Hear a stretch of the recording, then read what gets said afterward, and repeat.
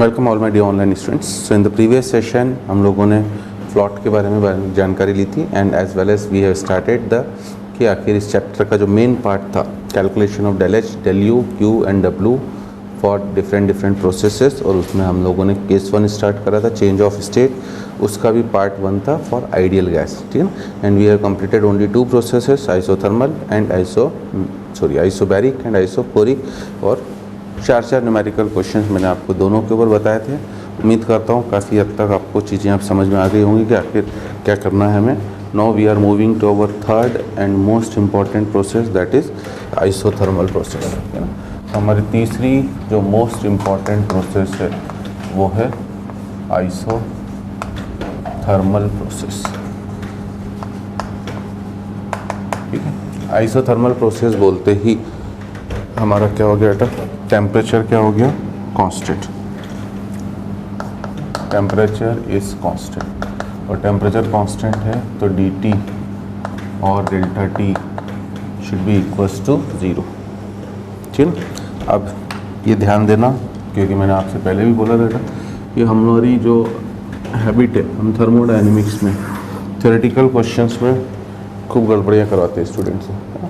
Isothermal process का मतलब है डेल्टा T 0, बट अगर रिवर्स बोले कि डेल्टा T 0 है तो प्रोसेस आइसोथर्मल है, तो ये स्टेटमेंट गलत है, क्योंकि डेल्टा T तो एक चेंज इन स्टेट फंक्शन, इसलिए हर एक चीज़ को मैं थ्योरी से लिंक कर रहा हूँ, और चेंज इन स्टेट फंक्शन के लिए इनिशियल और फाइनल स्टेट पर डिपेंड करता है।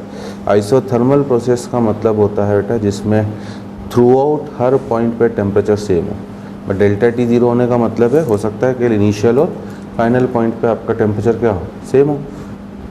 Are you getting my idea, ठीक है ना।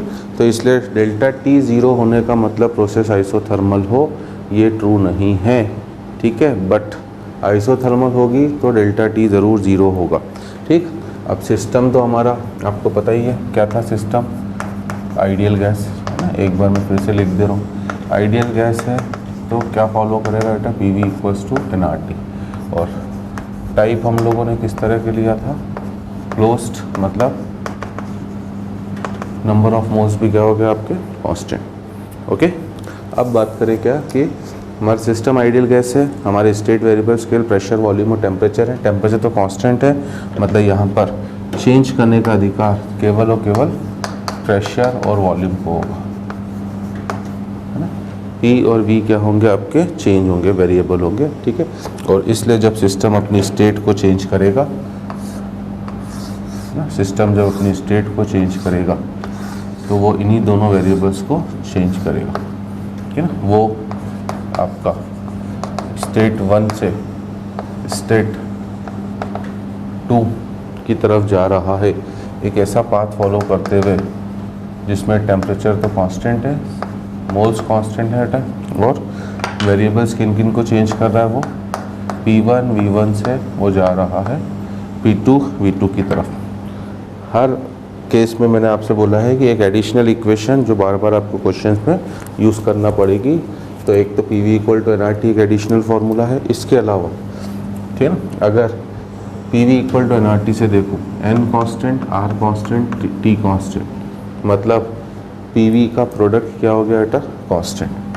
तो एक दूसरा फार्मूला जो आपको न्यूमेरिकल क्वेश्चंस में यूज़ करना पड़ सकता है, PV का product constant, that is P1 V1 equals to P2 V2। Last session में भी मैंने बार बार बोला था कि क्या इसे गैसीय स्टेट से भी लिंक करते हुए चलो, तो इनडायरेक्टली ये कौन सा लॉ हो गया आपका, ये बॉयल्स लॉ ना। इससे क्या होगा, आपको फीलिंग आ जाएगी कि हाँ यार ये तो हम पहले भी कर चुके हैं, वही लॉ यहाँ पर भी लगाना है। बॉयल्स लॉ क्या था, स्टेटमेंट बॉयल्स लॉ का, ठीक है ना। For a given amount of gas at constant temperature, product of pressure and volume is constant, ठीक है ना। Product of pressure and volume is constant, या और in other words you can say कि pressure is inversely proportional to volume, दोनों का meaning क्या है, सेम। अब आ जाए बेटा, अब इम्पॉर्टेंट चीज़ है, देखिए क्या इम्पॉर्टेंट चीज़ है कि अगर मुझे डेल यू निकालना है, मैंने आपसे बोला था only isobaric process is the only process जिसमें, आइसोबैरिक प्रोसेस ही एक इकलौती प्रोसेस है जिसमें आपका चारों पैरामीटर की न्यूमेरिकल वैल्यू होती है। निकालना हमें नहीं पड़ी थी, क्योंकि क्यू और डेल्टा एच बराबर हो गए थे और डेल यू निकालते ही गामा टाइम्स करते ही डेल एच हो गया, डेल एच ही क्यू था और दोनों का डिफरेंस वर्क हो गया, कहानी ख़त्म। ठीक है ना। तो इससे इजी तो थर्मोडायनेमिक्स आपने अभी तक पढ़ी नहीं होगी और इस लेवल की भी नहीं पढ़ी होगी, ये मैं एश्योरेंस दे सकता हूँ आपको। ठीक है। अब अगर डेल यू, इसमें तो कुछ लिखने की ज़रूरत ही नहीं है बेटा, आइडियल गैस है तो डेल यू आपको पहले ही मैं रटवा चुका हूँ और जब तक पढ़ाऊँगा तब तक रटवाऊँगा कि डेल यू किस फॉर्मूले से निकलेगा, NCV डेल्टा टी। आपने जैसे ही बोल दिया है प्रोसेस आइसोथर्मल है तो डेल्टा टी कितना हो गया, 0। डेल्टा टी 0 होते ही डेल यू 0 हो गया, है ना। तो मैंने आपसे जो पहले ही बोला था, देखिए वो जस्टिफाई हो रहा कि आइसोबैरिक ही है जिसमें चारों पैरामीटर निकालने। अब इसमें मुझे इसको निकालने की ज़रूरत ही नहीं, डेल यू 0 हो चुका है। डेल यू 0 हो गया तो डेल एच भी 0, क्योंकि एक्चुअली तो चाहे आप gamma times of delta U बोलो, चाहे आप NCV डेल्टा टी बोलो, दोनों में से कुछ भी बोलो, डेल एच का फॉर्मूला आइडियल गैस के लिए, चाहे वो दुनिया की किसी भी प्रोसेस को फॉलो कर रही हो, हमेशा NCP डेल्टा टी से ही निकलेगा। डेल्टा टी 0 है इसलिए हम लोग बोलेंगे डेल एच भी 0 हो गया। ठीक है, क्योंकि डेल्टा टी 0। तो ये आपका कहानी ख़त्म हो गई बेटा। मतलब इनडायरेक्टली आइसोथर्मल प्रोसेस। अब आपके मन में आ रहा होगा सर आपने लास्ट टाइम तो बोला था सबसे अच्छी प्रोसेस है, सबसे ज़्यादा क्वेश्चन आइसोथर्मल और रेडियाबेटिक पे आते हैं, उनमें टिपिकल चीज़ें भी हैं, तो वो सब चालू हो रही हैं बेटा अभी। ठीक है ना, थोड़ा सा सब्र करिए आप, इतनी हड़बड़ी मत रखिए कि सर ये तो खूब ईजी हो गया, कहानी ख़त्म, 2 पैरामीटर्स 0 हैं। ठीक है, अब डब्लू की बात करें बेटा और क्यू की बात करें तो पहले एक रफ आइडिया तो दे दूँ कि फ्लॉट के according del U equals to Q plus W. Del U तो है 0, तो इसका मतलब डेल यू 0 है तो इसका मतलब Q will be equals to minus W. मतलब आइसोथर्मल प्रोसेस देखा जाए समझ में आने के बाद इससे इजी कोई प्रोसेस ही नहीं है, क्योंकि इकलौती यही एक ऐसी प्रोसेस है जिसमें आपको केवल एक पैरामीटर की वैल्यू निकालनी है, डब्लू की, ख़त्म। डब्लू का जो भी वैल्यू आ रहा है उसी का सपोज़ करिए -50 आ रहा है बेटा, उसी को +50 कर दो, वो आपका क्यू हो जाएगा। ठीक है ना, और वो आपका क्यू हो जाएगा और बाकी दोनों पैरामीटर 0 हैं, कहानी यहीं पर क्या होगी, ख़त्म। क्लियर।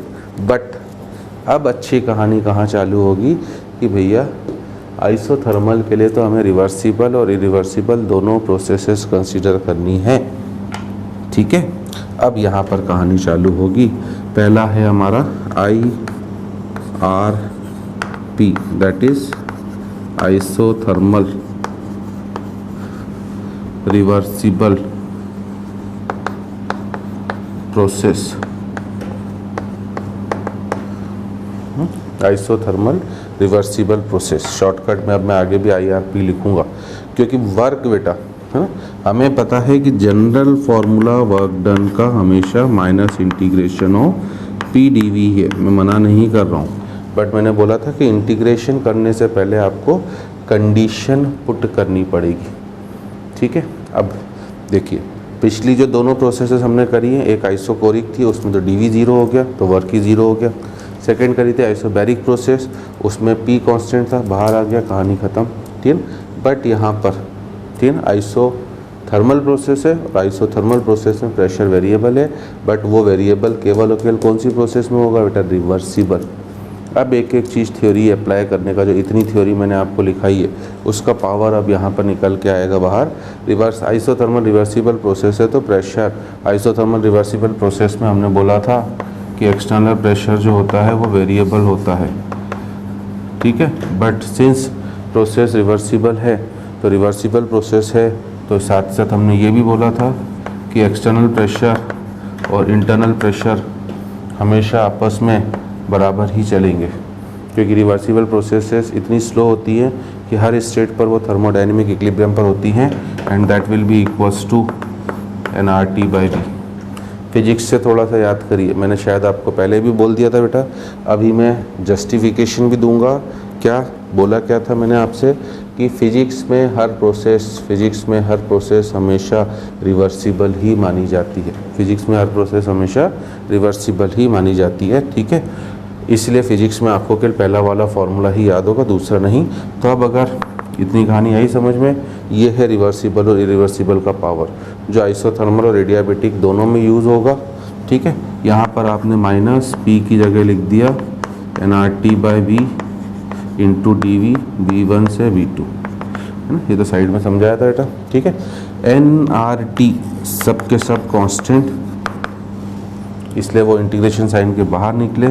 इंटीग्रेशन V1 से V2 dV/V, और हमें dV/V का इंटीग्रेशन पता है बेटा ln-V, इसलिए ये हो जाएगा माइनस nRT, ठीक है ना, ln-V लिमिट V1 से V2, और लिमिट डालोगे तो ln(V2 माइनस ln(V1), इसलिए डायरेक्ट अगर मैं फार्मूला लिखूं W(IRP), इम्पॉर्टेंट फार्मूला है, याद भी रखना, it is minus nRT ln(V2/V1), ठीक है।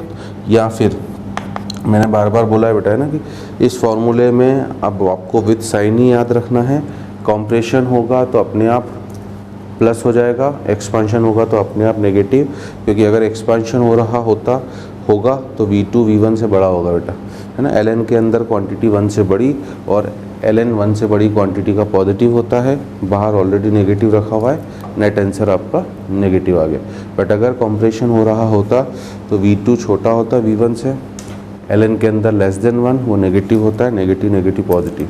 हर एक चीज़ में काफ़ी बार पहले भी बोल चुका हूँ, जब तक चलेगा चैप्टर बेटा मुझे कोई दिक्कत नहीं बोलने में, कि आपको याद होती जाए, आपके मिसकॉन्सेप्ट दूर होते जाए। अब ज़रूरी नहीं है, क्या ज़रूरी नहीं है कि हमेशा आपको वॉल्यूम दे क्वेश्चन बेटा, है ना, प्रेशर भी दे सकता है बेटा। तो यहाँ से ध्यान देना, V2/V1 from this equation, V2/V1 को मैं P1/P2 भी लिख सकता हूँ, इसलिए हमारा एक फॉर्मूला माइनस nRT ln(P1/P2) भी होगा। This is the formula applicable for isothermal reversible process, ठीक है। इम्पॉर्टेंट फार्मूला है, आप चाहें तो एग्ज़ाम में खुद डिराइव कर ले बेटा, बट मैं एडवाइस तो दूंगा कि एक फार्मूला एक्स्ट्रा याद रखने में एज सच कोई इतनी परेशानी होने वाली नहीं है ना। बट ये केवल और केवल एप्लीकेबल होगा आइसोथर्मल, किसके लिए, रिवर्सिबल प्रोसेस। एक कहानी और बता दूं बेटा, कई बार क्वेश्चंस में क्या होता है, जो स्टूडेंट्स, क्योंकि मेरा काम है कि मैं थ्योरी ही इतनी अच्छी समझा दूं कि क्वेश्चंस आपसे खुद बनना चालू हो जाए बेटा ना। अभी जो मैं इसमें भी 3-4 न्यूमेरिकल क्वेश्चंस कराऊंगा, मैं उम्मीद करूंगा कि आप वीडियो पॉज करें और खुद से सॉल्व करें, फिर सॉल्यूशन देख लें। कई बार क्वेश्चंस में ना मोल्स गिवन होते हैं ना टेम्परेचर गिवन होता है, ठीक है। तो स्टूडेंट परेशान हो जाता है, सर कैसे सॉल्व करें, nRT भी तो चाहिए। तो ध्यान देना कि P1V1 इक्वल्स टू P2V2 यही nRT के बराबर भी है। This is also very very important. आप इस nRT की जगह, ठीक है ना, फर्स्ट स्टेट का प्रेशर वॉल्यूम का प्रोडक्ट भी रख सकते हो, सेकंड स्टेट के प्रेशर वॉल्यूम का प्रोडक्ट भी रख सकते हो। ये भी एक अच्छी चीज़ न्यूमेरिकल क्वेश्चंस में आएगी आपका, ठीक है। अब सेकंड पॉसिबिलिटी, अगर IIP हो जाए, what is IIP? IIP is isothermal, IIP is isothermal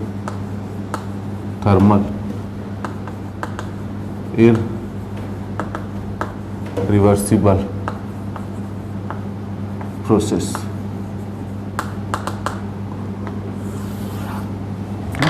IIP is isothermal irreversible process. अब हम लोग यही शॉर्टकट नाम यूज़ करेंगे ना। अगर आइसोथर्मल इरिवर्सिबल प्रोसेस है बेटा, मैं ये मना नहीं कर रहा हूँ कि वर्क डन का फॉर्मूला चेंज हो जाएगा। वर्क डन का फॉर्मूला तो मैंने जिस दिन वर्क डन आपको जनरल फार्मूला लिखाया था उसी दिन बोल दिया था कि W equals to minus of P external into DV limit V1 से V2 is applicable for any type of process और एनी टाइप ऑफ सब्सटेंस। कोई लिमिटेशन नहीं है बेटा, फिजिकल चेंज हो, केमिकल चेंज हो, ठीक है ना, स्टेट चेंज हो, सॉलिड हो, लिक्विड हो, आइडियल गैस हो, रियल गैस हो, सबके लिए एक ही फार्मूला एप्लीकेबल है। बट, है ना, प्रोसेस की कंडीशन जरूर लगानी पड़ेगी। अब क्या कंडीशन लगाओ बेटा, इरिवर्सिबल प्रोसेस। ये मैं निशानी भी पहले ही बता चुका हूँ बेटा कि कैसे पहचानोगे। अगर उसने, आप बोलोगे सर एक्सटर्नल प्रेशर तो आइसोबैरिक प्रोसेस में भी कांस्टेंट था, बट बी केयरफुल, अपने मन का डाउट निकालिए। आइसोथर्मल प्रोसेस के बाद अगर कांस्टेंट एक्सटर्नल प्रेशर लिखा हुआ है तो वो प्रोसेस आइसोथर्मल इरिवर्सिबल प्रोसेस कहलाएगी। अगर आइसोथर्मल वर्ड के बाद कांस्टेंट एक्सटर्नल प्रेशर लिखा हुआ है तो ही वो प्रोसेस आइसोथर्मल इरिवर्सिबल प्रोसेस कहलाएगी। अदरवाइज केवल कांस्टेंट एक्सटर्नल प्रेशर लिखा हुआ है तो वो प्रोसेस आइसोबैरिक प्रोसेस कहलाएगी। नोट कर लेना कॉपी में, दिमाग में, हर जगह, ठीक है। तो यहाँ पर आइसोथर्मल इरिवर्सिबल प्रोसेस बोला गया है, इसलिए external pressure constant, external pressure constant तो पी एक्सटर्नल न्यूमेरिकल साइन के बाहर, और वो बाहर तो हमारा फॉर्मूला सीधे सीधे माइनस ऑफ इंटीग्रेशन है ना dv लिमिट v2 से v1, इसीलिए WIIP का जो फॉर्मूला है वो है minus of p external into v2 minus v1, ठीक है। अब जरूरी नहीं बेटा कि आपको हमेशा क्वेश्चन में प्रेशर वॉल्यूम ही दे, ठीक है ना। इसी वजह से अब इस फॉर्मूले को आप चाहें तो WIIP के नेक्स्ट वर्जन आप इसे minus P external into v2 minus v1 जो डिराइव करा है वो तो लिख ही रहे हो, बट इसके अलावा अगर वॉल्यूम कभी क्वेश्चन में न गिवन हो तो आपको v2 को लिखना पड़ेगा nRT/P2 और माइनस v1 को लिखना पड़ेगा nRT/P1। अब इसमें भी स्टूडेंट थोड़ा सा तो कंफ्यूज हो जाता है, सर ये तीन प्रेशर कौन से हो गए, ठीक है। ठीक है, ये इंपॉर्टेंट फार्मूला है for W of irreversible process. तीन प्रेशर कौन से हो गए, है ना। कहाँ से लाया बेटा मैं nRT/P2 nRT/P1। हर चीज़ जो मैं पूछ रहा हूँ फील लाइक कि मैं आपके सामने लाइव खड़ा हूँ, कम से कम आप मन में बोलने की कोशिश करिए, ठीक है। मैं फील ज़रूर कर सकता हूँ अगर आप जवाब दे रहे हैं बेटा, है ना, और आपको ये अच्छा लगेगा कि कम से कम, ठीक है ना, सर हमें रिस्पॉन्ड कर रहे हैं। तो अगर आप मनी मन बोल रहे हैं और आपने अगर PV इक्वल टू nRT सोचा है तो आपका जवाब बिल्कुल सही है। हमने V2 को, क्योंकि ये मैं बोल चुका हूँ कि इरिवर्सिबल प्रोसेस में आपको सब पॉइंट्स थ्योरी में मैंने एक एक चीज़ लिखवा चुका हूँ ना। इरिवर्सिबल प्रोसेस में PV इक्वल टू nRT आप इनिशियल और फाइनल पॉइंट पे लगा सकते हो। तो आपने V1 मतलब इनिशियल पॉइंट था आपका, V2 मतलब फाइनल पॉइंट था, दोनों जगह आपने PV इक्वल टू nRT को लगाया, nRT/P2 माइनस nRT/P1, ठीक है ना, from PV equal to nRT से लिखा हमने। अब ये जो तीन प्रेशर में आपको जो डाउट हो रहा है ना, तो इसमें P1 तो है बेटा इनिशियल प्रेशर, अभी क्वेश्चंस में वो डाउट भी दूर करूँगा, पहले फॉर्मूले लिख रहा हूँ। P1 है इनिशियल प्रेशर, P2 है आपका फाइनल प्रेशर, ठीक है, और PEXT जो है वो आपका एक्सटर्नल प्रेशर, ठीक है। ये तीन अलग अलग प्रेशर है। हो सकता है किसी क्वेश्चन में तीनों की वैल्यू अलग अलग गिवन हो, बट है ना, इफ फाइनल प्रेशर, अब ये एक इम्पॉर्टेंट नोट है, इसे ध्यान भी रखना है, if final pressure is not given then P2 ही P एक्सटर्नल के बराबर होगा। If final pressure is not given तो P2 ही P एक्सटर्नल के बराबर होगा। ऐसा क्यों? क्योंकि है ना, आप मान लीजिए सपोज करो बेटा एक्सपेंशन हो रहा, कंप्रेशन हो रहा, जो भी ले लो, मान लो एक्सपेंशन हो रहा है, तो हमने क्या करा था, याद करिए, रिवर्सिबल प्रोसेस में आपने पिस्टन के ऊपर पाइल ऑफ सैंड रखा था, है ना, सैंड को फैला दिया था, एक एक पार्टिकल हटा रहे थे ताकि प्रोसेस काफ़ी स्लो हो। बट इरिवर्सिबल प्रोसेस में आपने उसी पिस्टन के ऊपर सैंड को पैकेट्स में रखा था। तो आपने जैसे ही पहला पैकेट हटाया, ठीक है ना, तो एक्सटर्नल प्रेशर मैंने तब भी बोला था कांस्टेंट हो गया।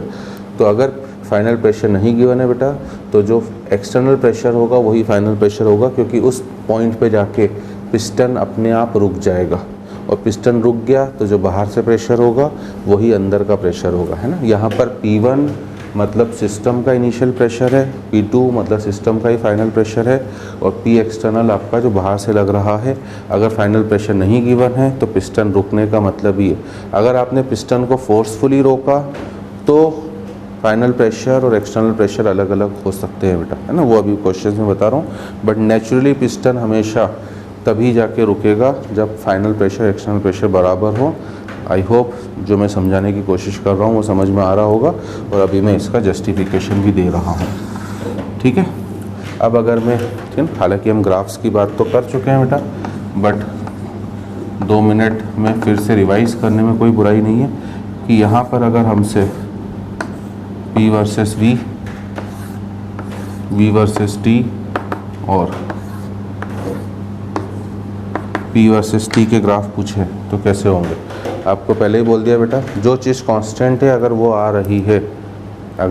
रही है तो ऐसा graph straight line parallel to होगा, या दूसरे वर्ड्स में आप बोल सकते हो जिस एक्सिस पर वो आ रही है उसके परपेंडिकुलर वाला ग्राफ, ठीक है ना। तो T एक्स एक्सिस पर है तो T एक्सिस के परपेंडिकुलर ग्राफ। मान लीजिए मैंने एरो ऐसा डाला, तो एरो ऐसा डालने का मतलब मैं मान के चल रहा हूँ कि मेरा एक्सपांशन हो रहा है, I am moving from point A to B, ठीक है ना। अब PT ग्राफ वापस टेम्परेचर कांस्टेंट है वो आ रहा है तो फिर से परपेंडिकुलर लाइन होगी, बट इसमें एरो नीचे की तरफ, मतलब पॉइंट ए ऊपर पॉइंट बी नीचे। ऐसा क्यों? ऐसा इसलिए क्योंकि अगर वॉल्यूम बढ़ रहा है बेटा तो प्रेशर को कम होना पड़ेगा, ठीक है। अब आपको मैं बता ही चुका हूँ कि टोटल आउट ऑफ 12 ग्राफ, कौन से 12 ग्राफ, 3 PV, VT और PT 3 ग्राफ हैं। 3 graphs for isochoric, 3 for isobaric, 3 for isothermal and 3 for adiabatic. Out of 12 8 graph straight line के हैं। आइसोकोरिक के तीनों ग्राफ स्ट्रेट लाइन थे, आइसोबैरिक के तीनों स्ट्रेट लाइन थे, ठीक है ना, और आइसोथर्मल के 2 स्ट्रेट लाइन। एडियाबैटिक के तीनों कर्वेचर थे और आइसोथर्मल का PV ग्राफ कर्वेचर है। और ये कर्वेचर ग्राफ सिंस प्रेशर और वॉल्यूम एक दूसरे के इन्वर्सली प्रोपोर्शनल है तो ये रेक्टेंगुलर हाइपरबोला की तरह होगा, ठीक है ना। इट इज़ रेक्टेंगुलर हाइपरबोला, ठीक है ना। आप पॉइंट A से B की तरफ जा रहे हो। इस ग्राफ में भी देखिए वही रीडिंग हो रही है, आपका वॉल्यूम तो बढ़ रहा है बट प्रेशर कम हो रहा है, ठीक है ना। हाँ, यहाँ पे ज़रूर मैं एक चौथा ग्राफ भी बनाऊँगा आपके कॉन्सेप्ट क्लियर करने के लिए। कौन सा? P वर्सेस 1/B, ठीक है। अगर P वर्सेस 1/B का ग्राफ आपका straight line passing through origin आ रहा है, ठीक है ना, तो ही प्रोसेस आपका ऑलरेडी वर्क में मैं करवा चुका हूँ बेटा, याद होगा ना। अगर वो पासिंग थ्रू ओरिजिन जा रहा है तो ही आप बोलोगे कि ये कौन सी प्रोसेस है, आइसोथर्मल प्रोसेस, ठीक है। अब इसमें एरो ऊपर है तो देख लीजिए सही भी है ना, सॉरी एरो नीचे होना चाहिए, गड़बड़ कर दिया मैंने। This is point B, this is point A। क्यों है सही? एरो नीचे की तरफ का मतलब है आपका प्रेशर कम हो रहा है, तो ऊपर के तीनों ग्राफों में हमें यही तो दिख रहा है, प्रेशर कम हो रहा है। साथ ही साथ 1/V कम हो रहा है। 1/V कम होने का मीनिंग है बेटा V बढ़ रहा है, ठीक है। इतनी कहानी तो हजम हो गई सबको। अब मैं क्वेश्चंस के थ्रू आपको चीज़ें समझाने की कोशिश करता हूँ। मान लीजिए पहला क्वेश्चन है 1 mole of an ideal gas. अब आपको चीज़ें समझ में आएंगी। ये तो थ्योरी थी बेटा, जो हमने पढ़ी थी उसको 10 मिनट में जैसे वापस रिवाइज करा है। 1 mole of an ideal monoatomic gas of an ideal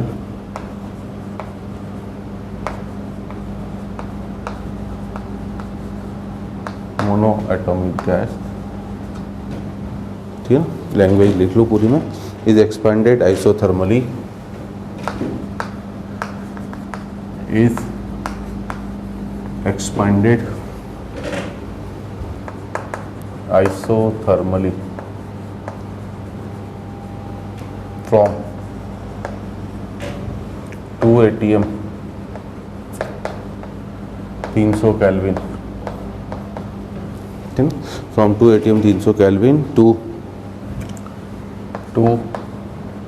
1 atm 300 kelvin, ठीक है। अब स्टूडेंट के मन में पहला डाउट तो आ जाता है कि सर आपने एक्सपेंशन बोला है, वॉल्यूम तो दिया नहीं, प्रेशर दे दिया बेटा। तो मैंने आपसे पहले ही बोला बेटा कि आइसो थर्मल प्रोसेस के लिए मुझे P1/P2 या V1/V2 का रेशियो चाहिए ना।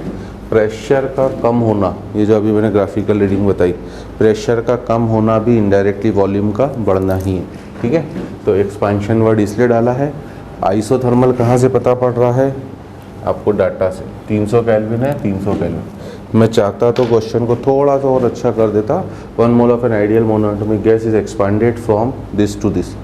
आइसोथर्मल वर्ड यहाँ से हटा देता। अगर मैं आइसोथर्मल वर्ड हटा देता तो फिर ये आपकी रिस्पॉन्सिबिलिटी रहती कि आप इस क्वेश्चन को ठीक है ना, ढंग से पढ़ के समझते हैं कि आखिर कौन सी प्रोसेस हो रही है।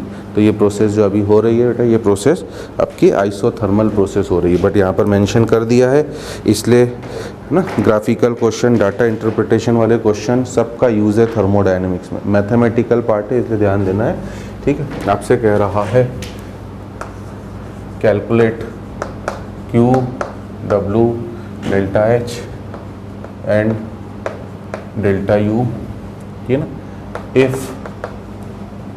if process is perform, Q W del U del H सब निकालना है। if process is perform, case 1 है, केस 1 है आपका रिवर्सिबली, REVER है ना, रिवर्सिबली, और केस 2 है आपका इरिवर्सिबल। ये आपके कॉन्सेप्ट क्लियर करने के लिए बताया गया है, और फिर इससे काफ़ी अच्छी चीज़ें जनरेट होने वाली है, ठीक है। कोई दिक्कत ही नहीं बेटा।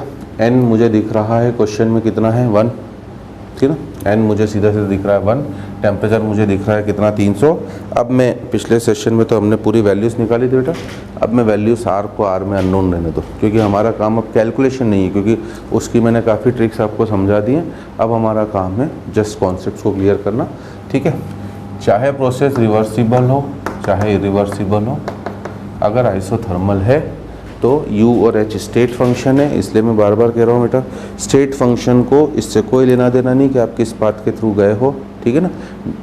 उनका फॉर्मूला बार बार मैं बोल चुका हूँ कि दुनिया की किसी भी प्रोसेस के लिए अगर आइडियल गैस अपनी स्टेट चेंज कर रही है, डेल U हमेशा NCV डेल्टा T से यूज़ निकलेगा, चाहे वो आइसोथर्मल हो, रिवर्सिबल हो, इरिवर्सिबल हो, आइसोबैरिक हो, आइसोकोरिक हो, एडियाबेटिक, रिवर्सिबल हो, इरिवर्सिबल हो, पॉलीट्रोपिक हो, सबके लिए। पहले अपने जो दिमाग का कचरा है निकाल दीजिए कि इस चैप्टर में फॉर्मूले ज़्यादा हैं, कन्फ्यूज़न है, उसे मैं बार बार निकालने की कोशिश कर रहा हूँ आपके दिमाग से, ठीक है। और इस वजह से डेल्टा T यहाँ पर 0 होते ही ये 0 है, चाहे वो रिवर्सिबल हो या इरिवर्सिबल हो। तो इन बोथ द केसेस आपके ये 2 पैरामीटर तो निपट गए। अब बस W निकालो और उसी से आपका Q आ जाएगा। तो आप W निकालें बेटा, WIRP किस फॉर्मूले से निकालोगे, -nRT, -n इज़ 1। अभी मैंने बोल दिया कि हम अब R को R ही लेंगे, T 300 और ln of what, V2/V1, ln V2, ठीक है ना, सॉरी अब V2/V1 तो गिवन नहीं है बेटा, तो इसलिए प्रेशर में क्या बोला था, P1/P2, ठीक है ना, तो P1 is 2/1, ओके। तो ये हो गया आपका माइनस का 300 R ln 2 की वैल्यू 0.693 होती है, रफली मैं 0.7 ले रहा हूँ, ठीक है। तो -210 R, ये है आपका WIRP, और इसलिए QIRP आइसोथर्मल रिवर्सिबल प्रोसेस का Q जो हो गया वो फ्लॉट से, मैंने पहले ही बोल दिया बेटा कि जो भी W की न्यूमेरिकल वैल्यू आ रही है Q की न्यूमेरिकल वैल्यू तो उतनी ही रहेगी, साइन अपोजिट, ठीक है, क्लियर। अब है अच्छा क्वेश्चन बेटा, बट कुछ नहीं है, थोड़ा सा क्रेडिट मुझे भी दीजिएगा, है ना, कि हमने चीज़ें अच्छे ढंग से समझ ली, इसलिए हमें कुछ नहीं लग रहा अब दिक्कत। अब WIIP पर आए, आइसोथर्मल रिवर्सिबल प्रोसेस, इसका फॉर्मूला है -P external into V2 - V1, but you can see pressure question में आपको V2 और V1 नहीं गिवन है, इसलिए मैंने पहले ही लिख दिया है कि अगर वॉल्यूम नहीं गिवन है तो फिर आपको मजबूरी में सेकेंड फॉर्मूले से चलना पड़ेगा। इन छोटी छोटी चीज़ों में ही बेटा स्टूडेंट ना गड़बड़ कर देता है। सर आपको कैसे पता, ठीक है ना, तो पता तो खूब बेटा, पिछले 17-18 सालों से पढ़ा रहे हैं अगर, तो स्टूडेंट्स को देखते रहते हैं बेटा, ठीक है ना। अगर फर्स्ट सेकंड 2 रो के भी हम लोग स्टूडेंट्स को देख लें तो आइडिया मिल जाता है। हर सेशन में मैं ऐसी लगभग 8 से 10 बैचेस पढ़ाता हूँ, 2 रो में मिला के लगभग एक रो में 25 स्टूडेंट तक बैठते हैं। हमारे तो क्लासरूम कोटा के काफ़ी बड़े होते हैं, तो एक ही क्लासरूम के में 50 बच्चों की कॉपी तो फर्स्ट और सेकेंड रो की तो दिख जाती ना, इतना तो मानोगे, ठीक है। आपकी नहीं दिख रही, अभी आप दूर हो मुझसे, तो एक बैच में ही 50, और ऐसे अगर 10 बैच भी पढ़ा रहा हूँ एक सेशन में तो 500 बच्चों की कॉपियाँ तो दिखी जाती हैं एक सेशन में। 18 साल से पढ़ा रहे हैं तो आइडिया लग ही जाता है। इन फॉर्मूलों को ही यूज़ करने में स्टूडेंट गड़बड़ घोटाला कर देता है, ठीक है, इनसे बचिए। अब इसमें देखिए ना NRT तो दोनों के लिए कॉमन है, उसे मैंने बाहर लिया, N भी 1 है, इन दोनों का R को R के टर्म्स में लेना है, टेम्परेचर 300 है तो -300 R तो आ गया बेटा बाहर, ठीक है। 3 प्रेशर मैंने बोला था, P1 इज़ इनिशियल प्रेशर, ठीक है ना, P2 इज़ फाइनल प्रेशर और P external is external pressure. साथ में ये भी लिख दिया था कि कभी भी फाइनल प्रेशर नहीं गिवन होगा तो एक्सटर्नल प्रेशर ही फाइनल प्रेशर है। यहाँ पर फाइनल प्रेशर तो गिवन है बेटा, बट एक्सटर्नल प्रेशर नहीं गिवन है, तब भी यही कंडीशन लगेगी आपके लिए, एक्सटर्नल प्रेशर ही अब 1 है तो इंटू 1 इंटू ब्रैकेट में 1 upon final pressure that is P2 1 हो गया, -1 क्यों बेटा, क्योंकि NRT तो बाहर ले चुका हूँ, -1 upon initial pressure P2, 1 - 1/2 is 1/2, तो आपका जो WIRP की वैल्यू हो गई वो IIP की वैल्यू हो गई माइनस का 150R, और इसलिए Q ऑफ IIP की जो वैल्यू होगी वो प्लस का 150R। ओके, क्लियर, ठीक। अब इसी क्वेश्चन को मैं पहले कॉम्प्रेशन के लिए करवाना चाहता हूँ, फिर एक इम्पॉर्टेंट कंक्लूजन बताऊँगा आपको। पहले यहाँ तक तो आ गया समझ में सभी को, क्लियर अच्छे ढंग से। अब इसको कॉम्प्रेशन के लिए करेंगे बेटा। 1 मोल ऑफ एन आइडियल, अब इसमें है ना मोनो है कि डाई है, इससे कोई लेना देना नहीं है, मैं इसको डाई भी कर दूं क्योंकि स्टूडेंट कंफ्यूज हो जाता है। मान लीजिए मैंने डाई भी कर दिया, क्योंकि अगली प्रोसेस एडियाबेटिक आएगी नेक्स्ट सेशन में, और तब ठीक है ना, मोनो को डाई करते ही फ़र्क पड़ जाएगा। बट आइसोथर्मल में मोनो करो डाई करो, ठीक है ना, लीनियर पॉलीएटॉमिक करो नॉन लीनियर पॉलीएटॉमिक करो, कोई फ़र्क नहीं पड़ने वाला है, क्योंकि इनमें गामा वाले डेल यू और डेल एच का यूज़ तो गामा में था बेटा, वो तो उड़ ही चुके हैं, और वर्क में कहीं पर भी गामा का यूज़ नहीं है। तो इसलिए ये भी एक इम्पॉर्टेंट पॉइंट है जो आपको ध्यान रखना है। 1 mole of an ideal diatomic gas is compressed, अब कॉम्प्रेशन का और फिर लिंक कराऊंगा, compressed isothermally from, compressed isothermally from, उल्टा कर दिया था कॉम्प्रेशन में। अब इससे मुझे एक इम्पॉर्टेंट चीज़ बतानी है, ठीक है, from 1 atm 300 kelvin to 2 atm 300 kelvin, मतलब प्रेशर जो है आपका वो बढ़ रहा है, दैट मीन वॉल्यूम कम होगा। फिर से क्वेश्चन वही है बेटा, calculate Q W del U del H if process is performed in first case reversibly, second case irreversibly, ठीक है। आइसोथर्मल मेंशन हो गया है, ठीक है। डेल यू और डेल एच दोनों के लिए यू और एच स्टेट फंक्शन है, आइडियल गैस है, बार बार याद कराऊंगा बेटा जब तक चैप्टर चलेगा दुनिया, क्योंकि हमें थर्मोडायनेमिक्स पार्ट 2 में डेल जी और डेल एच डेल एस निकालने वाले क्वेश्चंस में भी ऐसा नहीं है कि पार्ट 2 में जाओगे तो पार्ट 1 की कोई ज़रूरत नहीं पड़ेगी। अगर पार्ट 1 का कोई भी कॉन्सेप्ट आपका कन्फ्यूजिंग है, मिसिंग है, क्लियर नहीं है, तो पार्ट 2 में आपको तकलीफ आनी है, क्योंकि पार्ट 2 थोड़ा सा और हैवी है, ठीक है ना, पार्ट 2 थोड़ा सा और हैवी है, ठीक है। और आजकल जेई में जो ट्रेंड चल रहा है वो पार्ट 2 के ही क्वेश्चन आते हैं, डेल जी और डेल एस के, बट उनमें कमांड इनके बिना आ ही नहीं सकता है बेटा, क्योंकि आपको सीधे सीधे अगर जो पुराने बच्चे जो एक बार इस टॉपिक को पढ़ चुके हैं उनसे जस्ट मैं क्यू का एस का फॉर्मूला पूछूँ, एंट्रोपी का, डेल्टा एस का, तो वो integration of D Q by T है, इतना तो याद होगा सभी को आपको। और अगर आपको डी क्यू निकालना ही नहीं आया किसी भी प्रोसेस का, तो फिर आप एंट्रोपी नहीं निकाल सकते। एंट्रोपी नहीं निकाल पाओगे तो डेल जी बराबर del H minus T delta S से, ठीक है ना। डेल एच निकालना नहीं आया तो डेल जी भी नहीं निकाल पाओगे, और डेल एस नहीं आया तो भी डेल जी नहीं निकाल पाओगे। तो ऐसा नहीं है कि हमें पार्ट 2 में इनकी ज़रूरत नहीं पड़नी है, इसलिए एक एक चीज़ को ढंग से सुने, नोट्स बनाएं।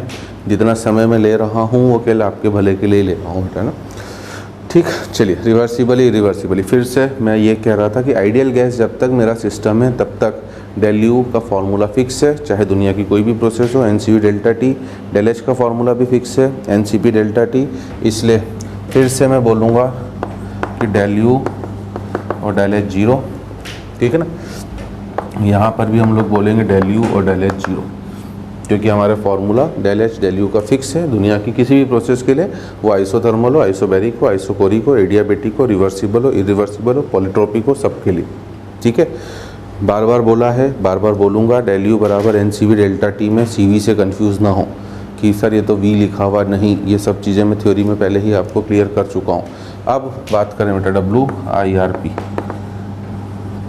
फॉर्मूला तो वही है इसका, minus of n R T l n of P1 by P2। अब इससे एक इम्पॉर्टेंट चीज़ आएगी, फिर एक इम्पॉर्टेंट चीज़ और आएगी, और उसके बाद जब कंक्लूजन आएंगे तो आपको वास्तव में फील हो जाएगा कि क्यों फिजिक्स वाले हर प्रोसेस रिवर्सिबल करवाते हैं, है ना। ये चीज़ फिजिक्स वाले नहीं बताते हैं, ये हम बताते हैं आपको। माइनस N1, मैंने बोला ही बेटा R को R में रहने दो, टेम्परेचर 300, ठीक है ना, एल एन ऑफ, अब इनिशियल प्रेशर है 1 बाय फाइनल प्रेशर है 2, ठीक है ना। मैंने आपसे साइन का भी रिक्वेस्ट करा है बेटा कि साइन अपने आप आएगा, आपको चिंता करने की ज़रूरत नहीं है।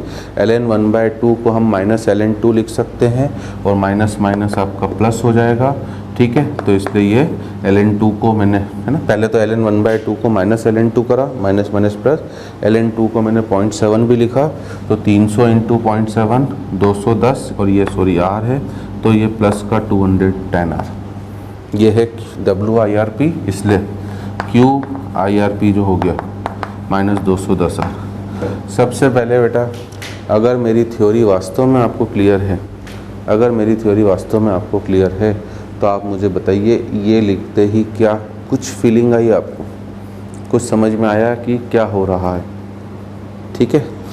ठीक, उम्मीद करता हूँ कि काफ़ी बच्चों को तो क्लियर हो गया होगा, और जो सोच रहे हैं बिल्कुल सही है ना। क्या, देखिए भैया, हमने रिवर्सिबल प्रोसेस की प्रॉपर्टी ही लिखी थी कि एक ऐसी प्रोसेस जिसे सेम पाथ के थ्रू क्या करा जा सके, रिवर्स भी करा जा सके, है ना। रिवर्सिबल प्रोसेस की प्रॉपर्टी ही थी एक ऐसी प्रोसेस जिसे सेम पाथ के थ्रू रिवर्स करा जा सके।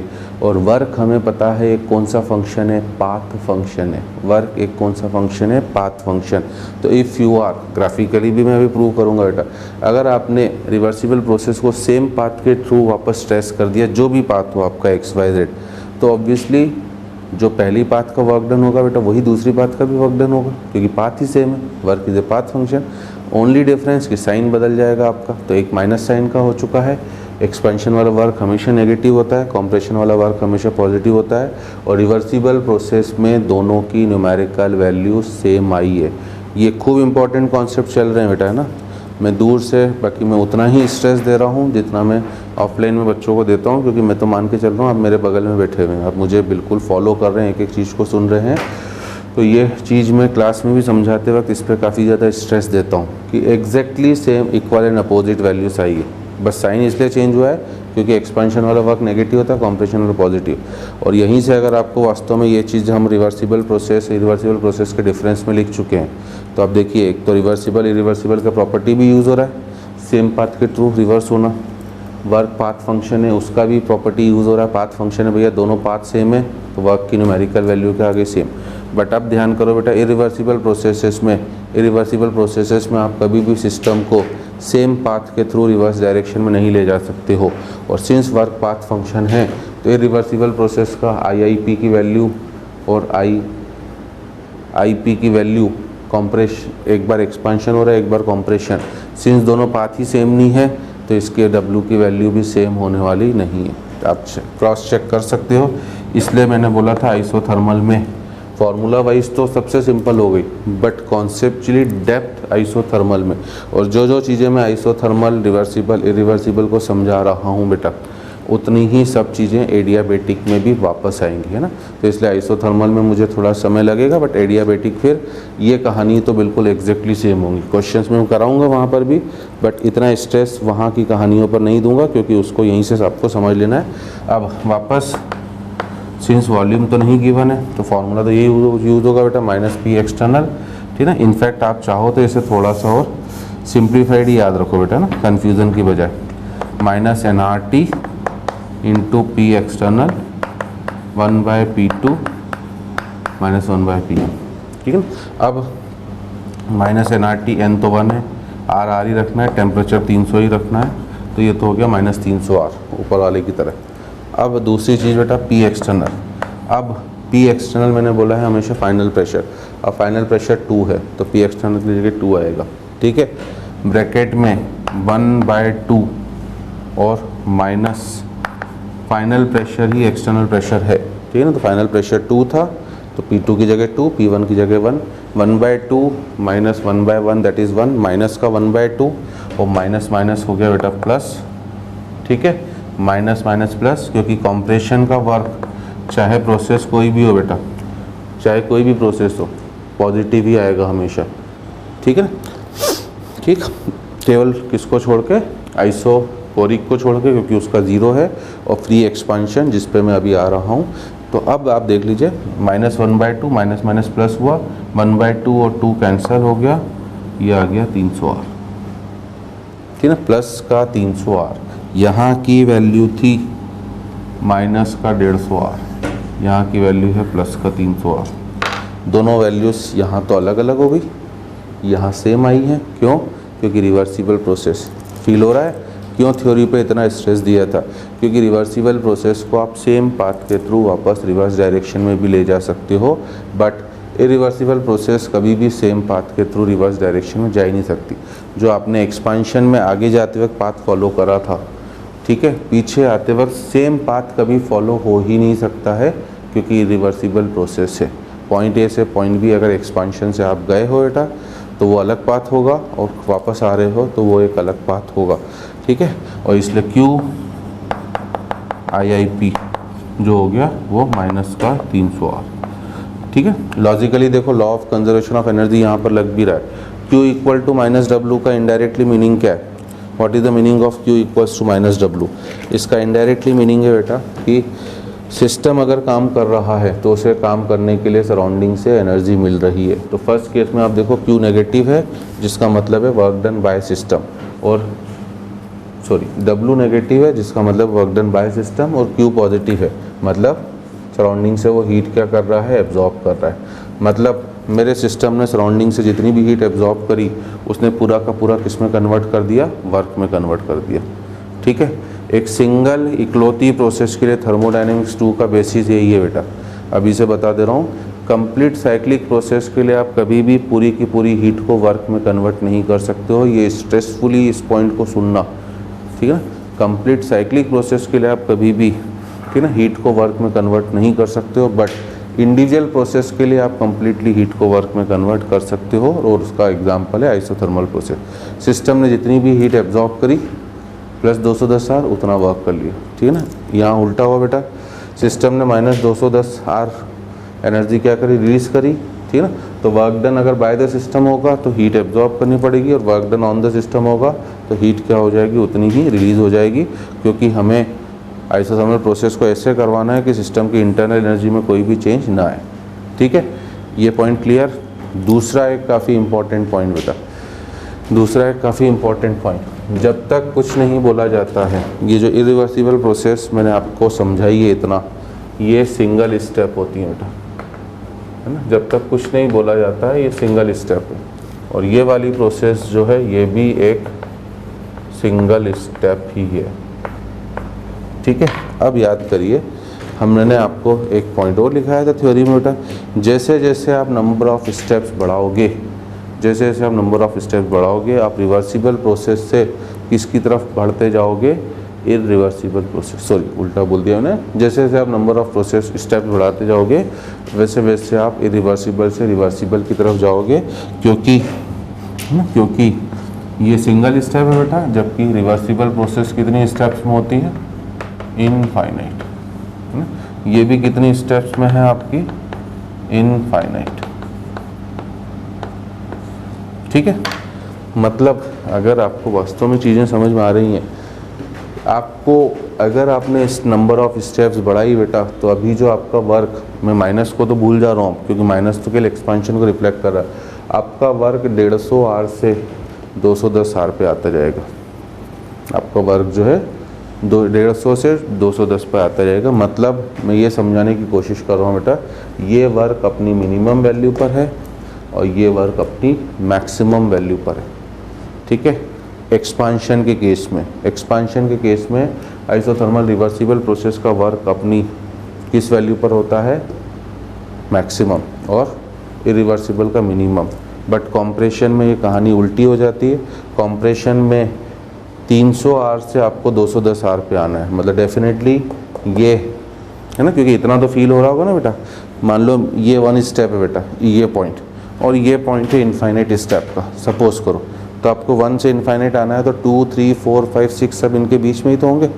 All the points will always लाई, जब तक इरिवर्सिबल प्रोसेस में कुछ नहीं बोला जाता है वो हमेशा सिंगल स्टेप होगी, और बाकी सभी पॉइंट सिंगल और इनफाइनाइट के बीच के होंगे।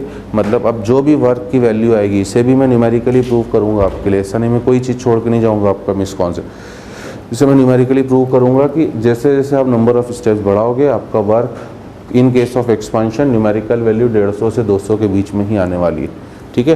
कॉम्प्रेशन के केस में, ठीक है ना, एग्जाम्पल में दूसरा लूँगा, अभी मैं इसको समझाऊँ। कॉम्प्रेशन केस में वो 300 से कम होते होते 210 पे आके रुक जाएगी। हाँ, अब मैं एग्जाम्पल दूसरा ले रहा हूँ, ठीक है ना। तो अगला एग्जाम्पल मान लीजिए हम लोग यहाँ पर लेते हैं आपके लिए, क्योंकि क्वेश्चंस मुझे नोट करना है। तो 2 मिनट आप नोट करिए, तो मैं यहाँ पर रब करके इसको आगे बढ़ूँ। चलिए, तो अगर आपने नोट कर लिया बेटा तो एक काफ़ी अच्छा क्वेश्चन मैं अब आपको, जो अभी मैंने पॉइंट बोला है उसके ऊपर मैं समझाने की कोशिश कर रहा हूँ कि नंबर ऑफ स्टेप्स बढ़ाने पर वर्क की वैल्यू आपकी चेंज होगी, क्योंकि आपका पाथ चेंज हो जाएगा बेटा। हम लोगों ने वहाँ पर ऑलरेडी लिख लिया था थ्योरेटिकल पॉइंट्स में, on increasing number of steps irreversible process becomes reversible process. और उसके ऊपर आपका एक जीता जाता एग्जाम्पल आपको मैं समझाऊंगा न्यूमेरिकल क्वेश्चन के थ्रू, फिर फाइनल कंक्लूजन बताऊंगा। थर्ड क्वेश्चन हमारा, 2 क्वेश्चन तो आपके सामने कर लिए, है ना। तीसरा क्वेश्चन जो आपका हो रहा है ना, वो है 2 moles of an ideal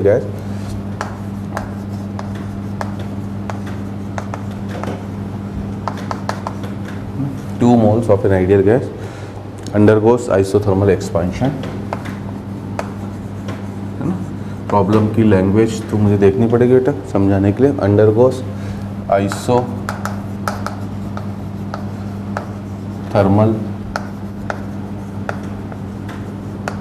expansion, ठीक है, under 3 different paths, under 3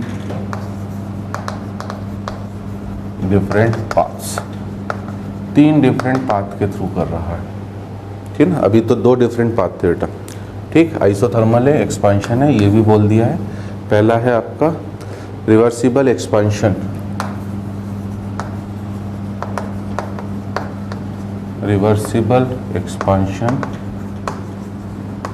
from 20 bar 100 litre to 2 bar, ठीक है। पहला पाथ ही है, रिवर्सिबल है, यहाँ से यहाँ जा रहा है, ठीक। दूसरा है सिंगल स्टेप एक्सपांशन,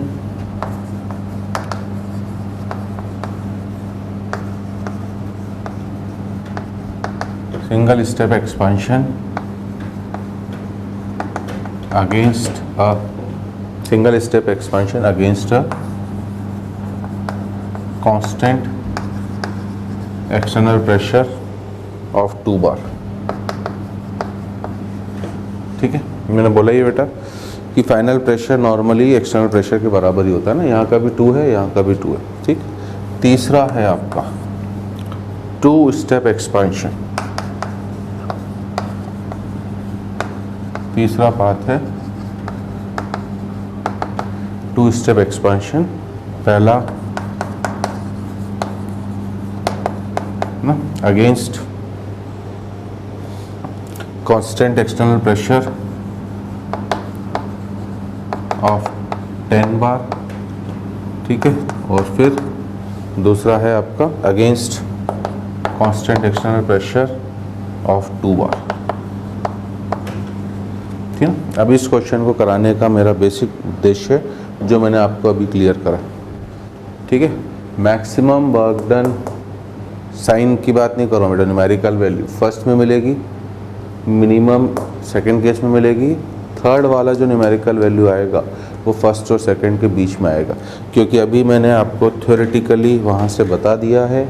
अब ये पॉइंट्स में लिखाऊंगा, ठीक है ना, ये पॉइंट्स अब मैं लिखाऊंगा, ठीक है, बट नेक्स्ट सेशन में लिखेंगे इनको। आज हम एग्जाम्पल्स क्लियर कर ले रहे हैं। ये वाला वर्क डन है ना, in case of isothermal expansion reversible वाला वर्क डन अपनी मैक्सिमम वैल्यू पर होता है बेटा, ठीक है, और सिंगल इरिवर्सिबल वाला सिंगल स्टेप वाला वर्क डन हमेशा अपनी मिनिमम वैल्यू पर होगा। It is a very very important point, you have to remember. और इसलिए मैंने क्वेश्चन सॉल्व करने से पहले ही मैंने वैसे तो आपसे रिक्वेस्ट करी है बेटा कि हर क्वेश्चन को आप जैसे ही मैं बोर्ड पे लिख रहा हूँ आप खुद सॉल्व करने की कोशिश करें, तभी आपके कॉन्सेप्ट्स काफ़ी क्लियर होंगे, ठीक है ना। तो अब जैसे आप वीडियो पॉज करके लिखिए और फिर सॉल्यूशन सुनिए, समझिए क्या हो रहा है। ये वाला वर्क जो तीसरा वाला है वो इन दोनों के बीच में आएगा, ठीक है ना। चलिए पहला वाला निकालें बेटा। तो रिवर्सिबल बोल ही दिया है, WIRP किस फॉर्मूले से निकलेगा, -nRT ln ऑफ, ठीक है ना, V2/V1। And just now I told you कि अगर nRT जो मैंने अभी हटाया बेटा यहीं लिखा हुआ था कि अगर किसी क्वेश्चन में nRT नहीं गिवन है तो आप P1/V1 की भी वैल्यू लिख सकते हो, आप P2/V2 की भी वैल्यू लिख सकते हो, ठीक है, दोनों की वैल्यू लिख सकते हो बेटा। तो यहाँ पर आपको क्या है, ठीक है ना, P1/V1 तो दिया हुआ है ना, ये आपका P1 है, ये V1 है, ये P2 है। आप चाहो तो V2 निकाल सकते हो बेटा, बट ज़रूरत ही नहीं, क्योंकि मैं इस फॉर्मूले में मॉडिफाई कर दे रहा हूँ कि V2/V1 की जगह मैं इसे क्या लिख दूँ बेटा, P1/P2। nRT की जगह तो मुझे P1/V1 लिखना है, तो P1/V1 का प्रोडक्ट हो गया 20 बार और 100 लीटर, तो इनका प्रोडक्ट हो गया कितना बेटा, 2000, ठीक है। ये हो गया कितना आपका 2000 माइनस का nRT की जगह P1/V1 का प्रोडक्ट, और इनटू ln के अंदर कितना आपका P1 इज़ 20 और P2 इज़ कितना आपका 2। एग्रीड, ठीक है। चलिए या हम एक काम और कर सकते हैं बेटा कि चाहे तो हम टेम्परेचर के टर्म्स में निकाल लें। एन आपको 2 दिया है, आर और टी को अननोन ही रहने दो, है ना, क्योंकि उससे थोड़ा समझने में जल्दी आएगा। तो माइनस ऑफ 2RT, एन की जगह 2 रखा, RT को RT रहने दो, क्योंकि अगले वालों में भी हमें ज़रूरत ही नहीं, हमें तो केवल न्यूमेरिकल वैल्यू देखनी है ना। और ln of P1 is 20/2, ln 10, log 10 होता तो वैल्यू होती 1, बट ln 10 है, ln 10 की वैल्यू 2.3 होता है। तो अगर मैंने ln 10 को -2RT ln 10 को 2.3 रखा तो माइनस ऑफ 4.6RT, है ना। आपको हो सकता है कन्फ्यूज़न हो गया कि सर ये क्या कर दिया है, हमने तो वैल्यू निकाली थी। तो ज़रूरत आपका भी सही बेटा, मेरा भी सही है, बट वो वैल्यू क्या अननेसेसरी यहाँ पे ऑलरेडी 2000 हो रहा था, फिर वैल्यू बड़ी हो जाती, तो मैं RT के टर्म्स में निकाल रहा हूँ। तो ऐसा नहीं कि आपने कुछ गलत कर दिया है या मैं कुछ गलत कर रहा हूँ, ठीक है। अब सेकेंड बेटा, W of irreversible process but which path, single step,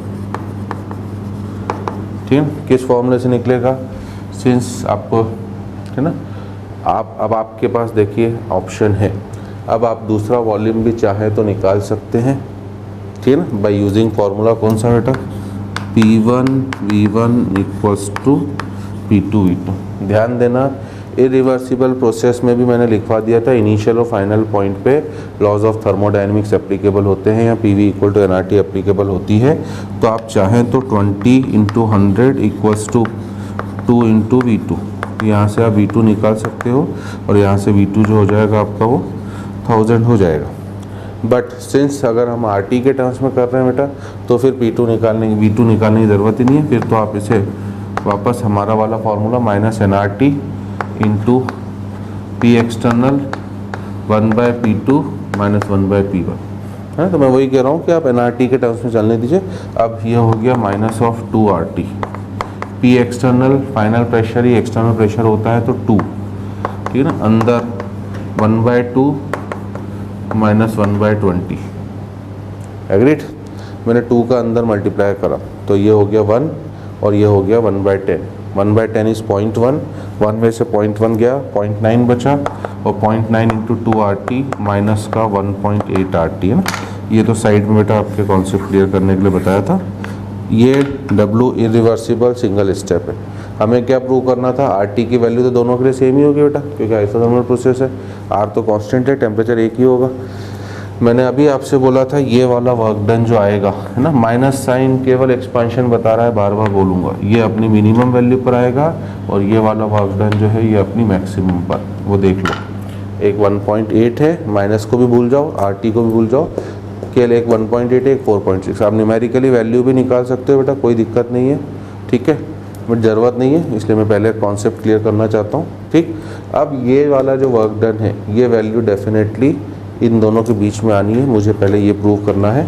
आइए देखते हैं कि वास्तव में प्रूव हो रहा है कि नहीं हो रहा है ना। होगा तो सही बेटा, क्योंकि हम साइंस पढ़ रहे हैं, साइंस बिल्कुल लॉजिक्स पे चलती है और हमारा लॉजिक हमने क्लियर कर ही दिया है। अभी मैंने आपको एक सिंपल सा लॉजिक बता दिया कि अगर मैं यहाँ खड़ा हूँ, ये 1 स्टेप वाला पॉइंट है और ये वाला पॉइंट अगर इनफाइनाइट स्टेप वाला है, बीच के सब पॉइंट्स 2 से लेकर इन्फिनिटी इसी के बीच में आने वाले, ठीक है ना। बढ़ना है तो वो इसी के बीच में बढ़ना है और इसीलिए वर्क की वैल्यू भी उसी के अकॉर्डिंग बीच में आएगी। बट इस 2 वाले पाथ को करने में ना, इस 2 वाले पाथ को करने में स्टूडेंट को थोड़ा सा कन्फ्यूज़न होता है, ठीक है ना, कि आखिर कैसे करें, है ना। WIRP ऑफ 2 स्टेप, ठीक है, ध्यान दीजिएगा बेटा, हर W इरिवर्सिबल प्रोसेस के वर्क डन का फॉर्मूला यही, मतलब बस इतना है कि आपको अब 2 बार minus nRT into P external 1/P2 minus 1/P1 और plus minus nRT into P external 1/P2 minus 1/P1, ये 2 बार यूज़ होगा,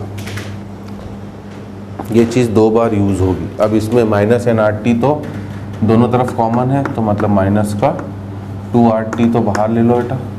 अब अंदर जो बच रहा है P external 1/P2 minus 1/P1, ठीक है ना, प्लस फिर वाला अंदर वाला P external 1/P2 minus 1/P1। हाँ, ये ज़रूर ध्यान देना कि ये सबके अलग अलग होंगे बेटा, है ना, एक को डैश लगा दो, एक को डैश मत लगाओ, ये सबके अलग अलग होंगे। मतलब मैं पहले ये समझाना चाह रहा हूँ कि जितनी स्टेप्स होंगी उतनी बार ये फॉर्मूला लगेगा, ठीक है ना। और आजकल जेई में ट्रेंड इरिवर्सिबल, इसलिए मैंने बोला था आइसोथर्मल देखने में फॉर्मूला वाइज तो आपको खूब इजी लगा होगा। अरे सर सबसे बढ़िया है 2 चीज़ 0, del U del H W निकालो, ये चीज़ें इंपॉर्टेंट थी इसकी बेटा, है ना। और जेई में अभी तक मैक्सिमम 3 स्टेप वाला वर्क डन आया है, तो मैं तो 2 तक ले जा रहा हूँ बेटा, तीसरा वाला अपन जेई की एक्सरसाइज में ही डिस्कस करेंगे।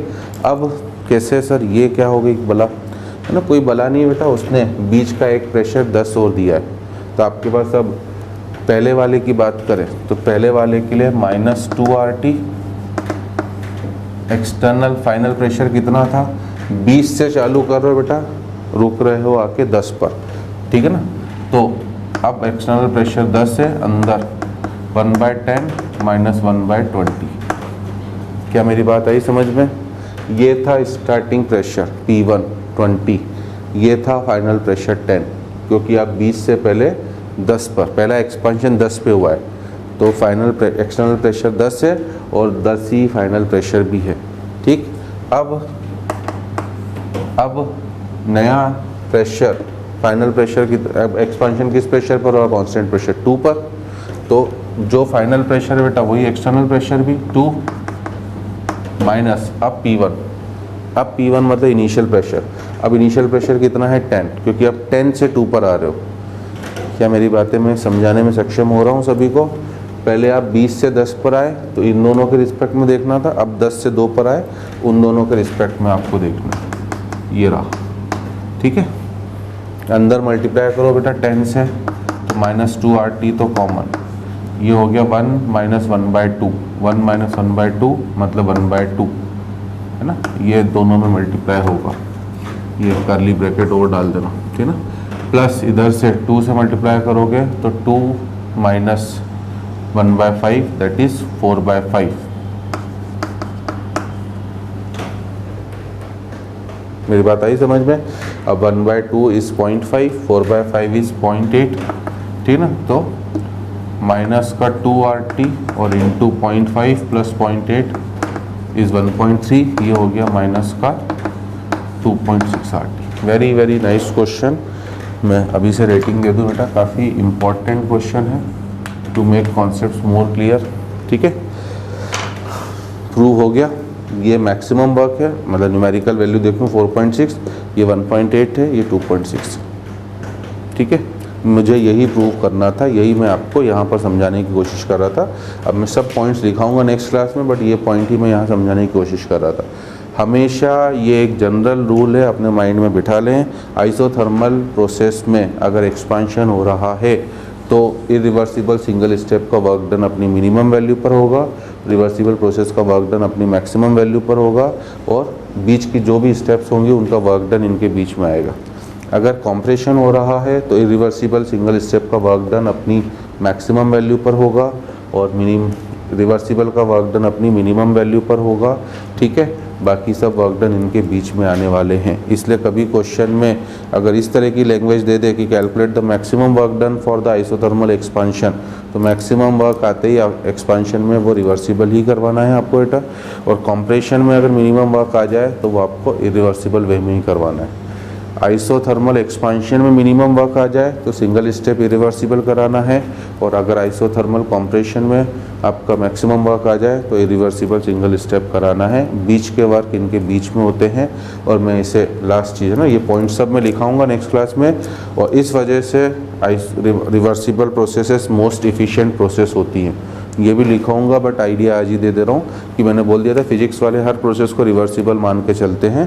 तो रिवर्सिबल प्रोसेसेस मैक्सिमम इफ़िशिएंट होती ही इसलिए हैं बेटा क्योंकि इनमें एक्सपांशन का वर्क क्या होता है, एक्सपांशन का मतलब क्या होता है, वर्क डन बाय सिस्टम। इनमें work done by system maximum आ रहा है, जबकि कॉम्प्रेशन का वर्क मीनिंग क्या होता है बेटा, है ना, यहाँ लिख दे रहा हूँ मैं। कॉम्प्रेशन का मीनिंग, एक्सपांशन का मतलब है work done on by system, compression का मतलब है वर्क डन ऑन सिस्टम, वो मिनिमम है।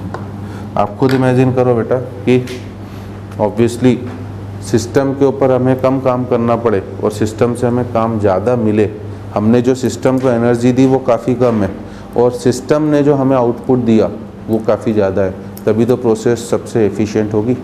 इनफैक्ट आपको मैं अगर रियल लाइफ में ले आऊँ बेटा कि अगर आप मेरे लिए सिस्टम हो तो work done on the system, मैं जो आपके ऊपर मेहनत कर रहा हूँ वो कम हो, और work done by the system आप ज़्यादा मेहनत करोगे तो ही आपके सिलेक्शन के चांसेस ज़्यादा है। मेरा तो बेटा आपको बस एक लेक्चर जो भी 15, 20, 25 घंटे चल रहा है, एक टॉपिक उसे सुनना है, समझना है, क्लास इलस्ट्रेशन सॉल्व करने हैं, बट उसके बाद जो भी मैं DPPs असाइनमेंट दे रहा हूँ उन्हें आपको सॉल्व करना है। हाँ, आप अटको तो सॉल्यूशन देखिए, बट अगर आप केवल उम्मीद करो कि केवल मेरे पढ़ाने से आपका सिलेक्शन हो जाएगा और आप कुछ ना पढ़ो तो नहीं होने वाला। तो मोस्ट एफिशिएंट प्रोसेसेस के लिए हमेशा ये एक रूल है, ऑन द सिस्टम मतलब इनपुट होता है बेटा, इनपुट सबसे कम हो, और बाय द सिस्टम मतलब आउटपुट वो सबसे ज़्यादा हो। इसको मैं ग्राफिकली मैं नेक्स्ट क्लास में बताऊंगा भी, बट आज की क्लास का लास्ट चीज़ अगर मैं ग्राफिकली बताऊं बेटा, तो हमने बोला था ये जो है ना, इसी क्वेश्चन के रिस्पेक्ट में बात कर रहा हूँ बेटा, ये अगर आप, ये मैं पहले ही बता चुका हूँ बेटा कि ये जो स्मूथ कर्व आप फिजिक्स में बनाते हुए आ रहे हो ये केवल और केवल रिवर्सिबल प्रोसेसेस के ही हैं। तो इस क्वेश्चन में आप 20 बार से जा रहे थे किस पर, 2 बार, ठीक है। ये पूरा का पूरा एरिया अंडर द कर्व जो था ये आपका वर्क डन था। येलो लाइन से जो मैंने शो करा है, येलो लाइन वाला ये रिवर्सिबल का वर्क डन, येलो वाला, ठीक है ना, येलो वाला जो शेडेड रीजन है दिस इज फॉर रिवर्सिबल। अब अगर आप बोलो सर, है ना, और रिवर्सिबल प्रोसेस हमेशा कितनी स्टेप्स में होती है बेटा, इनफाइनाइट, तो ये इनफाइनाइट वाला वर्क डन है, ठीक है। ब्लू वाला ब्लू वाले में क्या हो रहा है, हम 20 से रिवर्सिबल का मतलब क्या है, अब इसलिए एक एक चीज़ को समझो। आप 20 से 2 पर इनफाइनाइट स्टेप्स में आ रहे हो, मतलब आप इतनी धीरे धीरे धीरे धीरे प्रेशर को दो, आपको वैसे तो खैर पता ही होगा बेटा मैथमेटिक्स की से कि 20 से लेकर 2 तक कितनी न्यूमेरिकल वैल्यूज आ सकती हैं, तो 20 से लेकर 2 तक इनफाइनाइट न्यूमेरिकल वैल्यूज हैं, तो इनके बीच में इनफाइनाइट वैल्यूज आ रही हैं, आप वही कहानी है, ठीक है। अब अगर आपको ब्लू वाला जो मैं शो कर रहा हूँ वो है इरिवर्सिबल और सिंगल स्टेप वाला, है ना। इसमें क्या करा हमने, हम खड़े तो इस पॉइंट पे थे बेटा, हमने एक झटके में प्रेशर को 20 से सीधे 2 बार कर दिया, मतलब आप सीधे इस पॉइंट पर आ गए। तो अब ग्राफ से जल्दी फीलिंग आती है, क्यों हम बोल रहे हैं आइसोथर्मल प्रोसेस जो होती है वो constant, irreversible process constant external pressure पर होती है। आपने सीधे प्रेशर को एक झटके में 2 करा, अब 2 करते ही बेटा, है ना, जैसे मेरे हाथ, आपको इमेजिन कराने की कोशिश को, ये पिस्टन है बेटा मान लो, और इसके ऊपर ये वेट रखा हुआ है। जैसे ही मैंने वेट हटाया तो अब एक्सटर्नल प्रेशर तो हो गया कांस्टेंट, बट जैसे ये पिस्टन हटा है, झटके से हटा है ये वेट, अब पिस्टन धीरे धीरे करके ऊपर उठना चालू हुआ, तो वो किस प्रेशर के अगेंस्ट उठ रहा है, वो एक कांस्टेंट एक्सटर्नल प्रेशर जो 2 बार का है, वो यहाँ से लेकर यहाँ तक उठा, आएगा वो इसी पॉइंट पर, आएगा वो इसी पॉइंट के ऊपर, है ना। ये भी एक इम्पॉर्टेंट पॉइंट है। आइसोथर्मल रिवर्सिबल प्रोसेस और इरिवर्सिबल प्रोसेस का इनिशियल और फाइनल पॉइंट हमेशा सेम होता है। ये नेक्स्ट क्लास में पॉइंट्स में लिखाऊंगा। ये ब्लू वाला वर्क केवल ये वाला वर्क, तो आप खुद फील कर सकते हो बेटा, ये वाला वर्क जो है वो अपनी मिनिमम वैल्यू पर है, क्योंकि ये अभी इतना सारा वर्क आपका बाकी है। Area under the curve work होता है ना, येलो वाला वर्क अपनी कौन सी वैल्यू पर है, मैक्सिमम वैल्यू पर। अब आ जाओ ग्रीन वाला, एक और ग्रीन वाला वर्क जो है लास्ट और फाइनल आज के सेशन का, वो भी इरिवर्सिबल है बट 2 स्टेप का। उसमें क्या हुआ, उसमें आपने पहले प्रेशर 20 से सीधे 2 ना करके पहले इंटरमीडिएट प्रेशर 10 लाया, ठीक है। मतलब मान लीजिए, अब और इमेजिन करवाने के लिए, आपके ये पिस्टन है, इसके ऊपर 2 ऐसे रखे हुए थे, आपने पहले पहला वाला हटाया, एक्सटर्नल प्रेशर कांस्टेंट हो गया, ठीक है ना। इन दोनों की वजह से इमेजिन करो प्रेशर 20 था, मैंने इसे हटाया, सडनली प्रेशर 10 हुआ, एक झटके में हटा दिया। अब ये पिस्टन ऊपर उठना चालू हुआ, किस प्रेशर पर बेटा, 10 पर, क्योंकि ये अभी भी पड़ा हुआ है। तो ये पिस्टन ऊपर उठना चालू हुआ, यहाँ से यहाँ तक इस पॉइंट पर आया, है ना। हर पॉइंट अल्टीमेटली लाई तो इसी कर्व पे करेगा, वो यहाँ से यहाँ पर आया, ठीक है। कुछ वॉल्यूम उसका चेंज हुआ, जितना भी हुआ वो, मान लो ये V1 है, ये V2 था, इसकी ज़रूरत मुझे अगली क्लास में भी पढ़ने वाली, ये V3 है, ठीक है। और उसके बाद मैंने ये प्रेशर और हटाया, ये ब्लॉक और हटाया। ये जैसे ही मैंने हटाया तो प्रेशर सीधे जो यहाँ पर 10 था इस पॉइंट पर, वो नीचे गिर के 2 आया। केवल पॉइंट्स हम लोग ड्रॉ कर सकते हैं बेटा, है ना, ध्यान देना। पूरा एक्यूरेट करो तो केवल रिवर्सिबल का बनता है, इनमें केवल पॉइंट्स। और अब उसके बाद ये आपका फिर से एक्सपांशन हुआ V3 से लेकर, मतलब यहाँ पर 2 एक्सपांशन हुए हैं। पहला एक्सपांशन V1 से V3 against A pressure of 10 बार, दूसरा एक्सपांशन V3 से V2 against A pressure of 2 बार। अब अगर आप बात करोगे तो अब जो आपका शेडेड रीजन है वो ये ग्रीन वाला, ये तो है ही है, ठीक है। साथ ही साथ आपका ये वाला एक्स्ट्रा और है,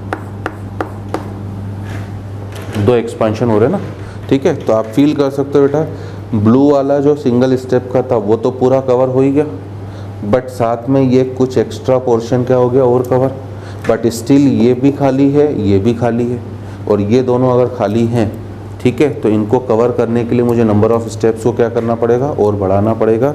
और जैसे जैसे नंबर ऑफ़ स्टेप्स बढ़ाते जाओगे वैसे वैसे ये रेक्टेंगल की, जो पहले देखिए रेक्टेंगल की विड्थ काफ़ी बड़ी थी, अब वो रेक्टेंगल की विड्थ इसकी भी छोटी हो गई, इसकी भी छोटी हो गई। 3 स्टेप में करोगे तो और छोटी छोटी होती जाएंगी। तो जैसे जैसे नंबर ऑफ स्टेप्स बढ़ाते जाओगे रेक्टेंगल की विड्थ छोटी छोटी छोटी छोटी छोटी होती चली जाएगी। फाइनली इनफाइनाइट स्टेप्स का मतलब वो रेक्टेंगल बचेगा ही नहीं बेटा, एक लाइन बचेगी, और एक लाइन बनेगी तो हमें पता ही है integration is nothing but summation, जिसमें इनफाइनाइट लाइन्स ऐसी होंगी। तो इस पॉइंट से ये पॉइंट मैं समझ सकता हूँ, मतलब उम्मीद कर रहा हूँ कि पूरी तरह से आपको क्लियर हो रहा होगा। और ये एक मोस्ट इम्पॉर्टेंट पॉइंट है आइसोथर्मल रिवर्सिबल इरिवर्सिबल प्रोसेस का कंपैरिजन। और साथ साथ ये भी बता दूं बेटा, जो काम आपने अभी यहाँ करा है वही एडियाबेटिक में भी होगा, ये भी बता दे रहा हूँ, इसलिए वहाँ हम इतना समय नहीं देंगे। अब इनको मैं पूरे पॉइंट्स बना के नेक्स्ट सेशन में लिखाऊंगा ताकि आप डाइजेस्ट करें इसे पूरा। एक बार और इस सेशन को सुने, इस 1 घंटे के सेशन को फिर से फॉलो करें बेटा, क्योंकि ये पार्ट स्टूडेंट्स को समझाने के बावजूद भी हल्का फुल्का कन्फ्यूज़न रह जाता है। आप इसको पूरी तरह से डाइजेस्ट करें। मैंने अपनी तरफ से तो पूरी कोशिश कर दी है। पॉइंट्स में नेक्स्ट क्लास में लिखाऊंगा ताकि दोबारा सुनने में अगर आपसे कुछ गड़बड़ हो गई हो, कोई पॉइंट आपका छूट गया हो, तो वो आप देख सकते हैं। So we'll meet in the next session. Till then good bye.